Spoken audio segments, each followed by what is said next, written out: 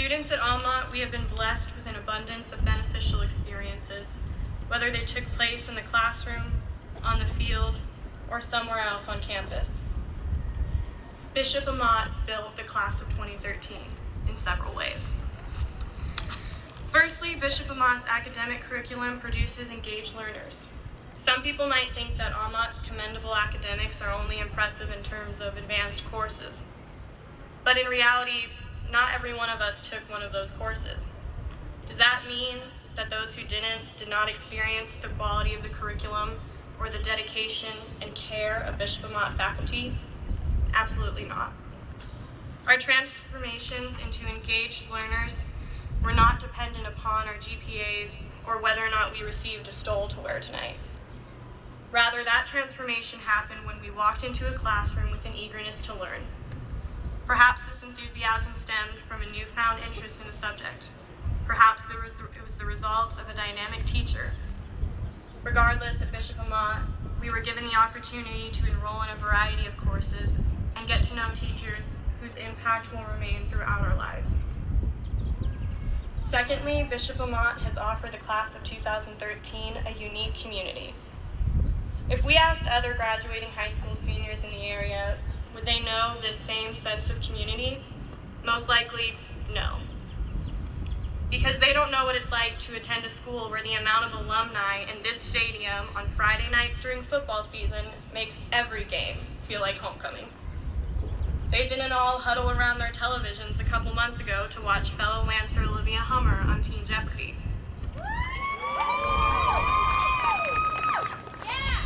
They don't feel solidarity when they're on vacation in another state and see a car with an Amat sticker. They don't know how touching it is when during finals week, the chapel is filled with students, faculty, and staff sacrificing their time to pray for the victims of the Newtown shooting. If we think about our time at Amat, the examples of community are endless. On multiple occasions, this class has rallied together in moments of celebration as well as hardship.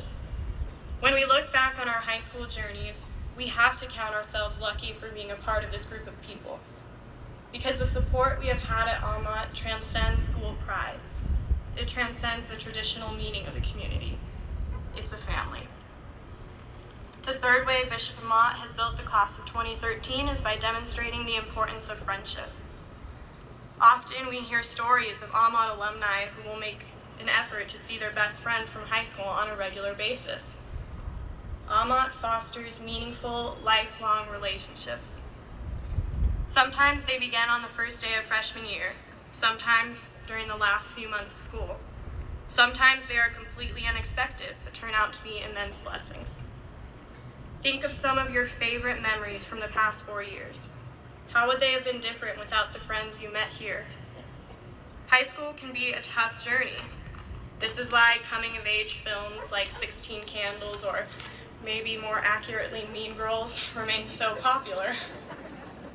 In a comedic yet poignant fashion, they explore the confusion and awkwardness that accompanies virtually everybody's 4 years in high school. Since the first day of freshman year, we have been struggling for grades, approval from our peers, and most importantly, an identity. This struggle has been made easier with the presence of friends with whom we can be ourselves. As we continue on to college, most of us will be separated from our friends. Some by an hour's drive away, others by thousands of miles. And although this will be a difficult part of transitioning in the next phase of our lives, we can still smile as we look back on the friendships that have enriched our lives and opened our hearts. Lastly, being a student at Bishop Amat has taught us the impact of lending a helping hand. We cannot leave here without thanking the people that have helped us get to where we are today. Each one of us can think of at least one individual whose support or encouragement has aided us in our pursuits, academic, athletic, or otherwise. We all have reason to thank our teachers, our counselors, and the administration at Bishop Amat. But many of us also have other people to thank for their dedication to us. Perhaps this is a coach who challenged you to do your best. It could be a family friend who has encouraged you. Maybe it's simply your carpool for providing you with transportation to school. I personally have a countless amount of people to thank, but there are two for whom I would like to express my gratitude now. First, my mother. She has been a model of faith and generosity throughout my life, and if it wasn't for her persistence, I would probably never have come to Amat. Thank you, Mom, for once again proving Mother really does know best. The second person I have to thank is my father. Dad, you are the standard to which I compare every boy I meet. I am so blessed to have been able to count on you these past 4 years for words of encouragement and to wake me up when I inevitably sleep through my alarm. If there is anything we have learned at Amat, it's that lending a helping hand enhances the lives of others as well as our own. Each one of us should take the time to thank those who have acted as supporters, mentors, and inspirations to us during these formative years. We have all had different high school experiences. Some of us were the stars on the field, others were the spectators. Some of us were born to perform, others preferred to watch from backstage. Some of us were known by everyone, others by few. But the singular factor that unites us all in this moment is that we are Bishop Amat Lancers. In this place, we have been built to learn, to love, and to be thankful. Think about what life would be like if you weren't graduating here tonight, if you never experienced an Amat pep rally, if you never saw Lancers in the news, if you never eagerly anticipated the yearbook picnic. If you never came here, think of all the lessons you wouldn't have learned and the memories you wouldn't be able to cherish. Bishop Amat has helped prepare us for our futures, but it has also provided us with a past worth remembering. Class of 2013, don't forget the house that built you. Thank you.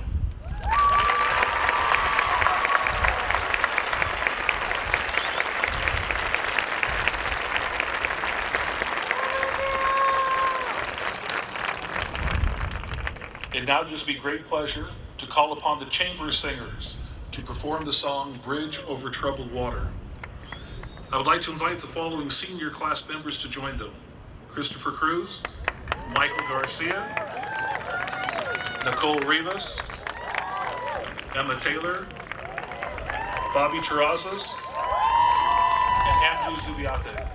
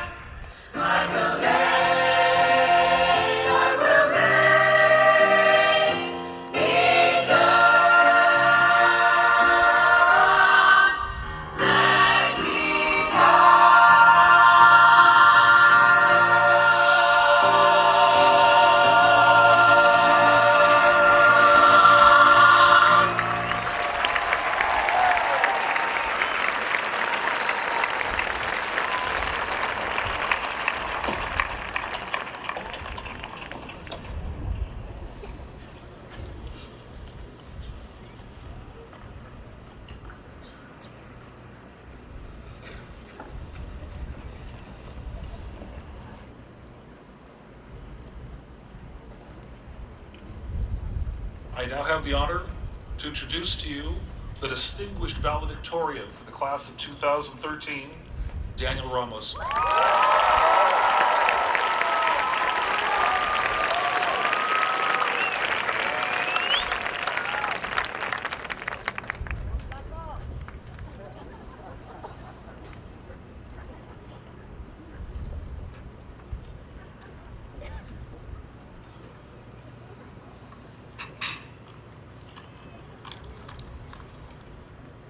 Good evening, Monsignor Carroll, Mr. Beck, faculty, staff, friends, and family, and to all I have privilege of addressing as my Amat family, dear class of 2013.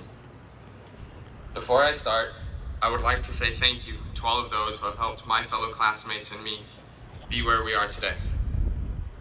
Firstly, thank you, God, our Savior Jesus Christ, and Mother Mary. Secondly, I don't mean to speak for everyone here, but I know I wouldn't be here on my own.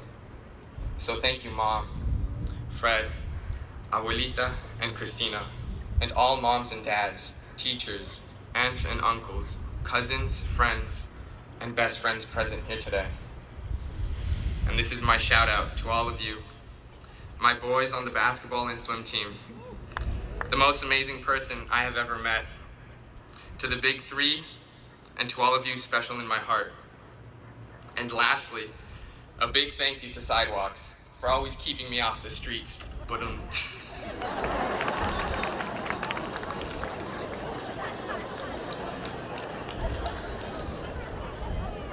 And so it begins. Rarely do we find ourselves in moments where we long for the past as much as we long for the future. But today is one of those said moments. Today is when we say our final goodbyes to all that stands before us as Amat students and look ahead to see what the world has waiting for us as Amat alumni. Taking with us all that we have learned inside and outside the classrooms, from remembering to underline characters' names in green, to understanding the value of our word, to never giving up and always trying our best, to how to properly dress a Dodger dog with mustard, onion, and relish, an invaluable life lesson, to knowing that being weird is totally okay, and that the last one's always the best one. My fellow classmates, class of 2013, we made it. It wasn't easy, though I assure you. As I stand with you today, I admit that during my time here, I haven't acquired all the answers, and I've had most of my challenging moments. But I've been privileged enough to share these moments with you and learn from you all, each and every one of you. Being with you amongst the crowd in the dog pound at Kiefer Stadium, not being able to understand that one math concept, and being puzzled by the logic that someone who can't make it to 8 a.m. class can make it to 7:30 a.m. morning detention the next day. Believe me, perfect attendance isn't my thing. And don't forget praying for your teacher to bump you a grade up. Learning that every one of us present shouldn't be afraid to admit that we don't have all the answers, or to admit that we're wrong when we are, or dare to dream. Imagine if Socrates, Plato, or any other great philosopher, scientist, or thinker of any times never dared ask the bigger questions, or never dared dream. Or if no one ever tested what true religious freedom is, would we be here? What if we never adventured outside of our own world and into space? Would mankind have ever made such a giant leap? In pretending we know everything, in feigning our own perfection, we miss our greatest opportunities to learn. As this chapter comes to a close, we should keep in mind all the amazing things that are yet to come.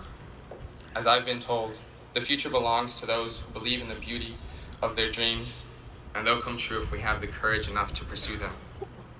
So I believe the future belongs to us. In remaining steadfast, loyal, and true, with Amat's shining light to guide us, the opportunities are endless. Future doctors, senators, military personnel, teachers, law officers, engineers, workers, professional athletes, performers, and dreamers are among us all. Most importantly, those who can control their own destiny are among us. They are us. But just as the story is yet to be written, the end is already known. We will perish inevitably, but in dealing with this truth, I share with you words from one of my favorite poets. You can accept the expected and check off doing the things I love from your checklist. You only live once, and there isn't enough time in life to be wasted in complaining. So make every moment count. Realize that every gasp you take is one less breath, that every tick-tock from every clock is 1 second less. So live like there are no Mondays in your calendar, like every day is a holiday. Cherish every moment knowing that that moment will never happen again. Cherish this moment. Find beauty in the things you hate until they become the things you love, and live like nothing can stop you from smiling. Our time is limited, so let's spend it living our lives and not someone else's, not allowing the noise of others' wishes and opinions drown out our hearts telling us where to go. Live now. Let's not dwell on things or spend too much time searching for the perfect opportunity, missing the right opportunity. Now is the perfect opportunity, and it will always be now. Don't wish or wait for things to happen. That's like wishing for gravity to stop making things heavy and for the world to stop spinning.